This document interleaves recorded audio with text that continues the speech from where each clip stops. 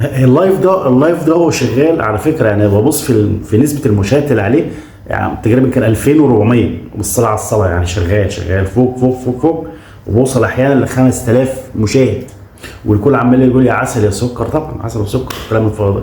بس انا عايز اعرف حاجه، يعني انا بس بتكلم في نقطه بسيطه جدا. يعني اداره التيك توك ما بتشوف مثلا واحد وليكن مثلا بيشرب سجاير على امازون، بيداري نفسه من الكاميرا كده، بيعمل كده. طب انتوا شايفين الحياه العريانه ديت والدنيا البايظه دي سايبينها ازاي؟ طب ليه ما تعملش لها حظر؟ طب ليه مثلا انا بتكلم مثلا في كلام مش كويس ما تعملش لها حظر؟ ليه انا مثلا لابس لبس مش كويس تعمل لي حظر؟ ايه المشكله؟ اعمل لي حظر عشان انت مره احترم نفسي، يا اما اقدم محتوى كويس يا اما ما اقدمش، يا اما ما اطلعش على البرنامج او وش نفسي. انتوا تدوا الناس دي فلوس او بتديها مثلا هدايا او كنزات مش عارف القصه كده بتوعنا ديت. طب نظير ديت لازم اقدم محتوى كويس. لا التيك توك عليه ناس حلوه كتير، بس مش للدرجات، مش توصل لمرحله الوساخه دي.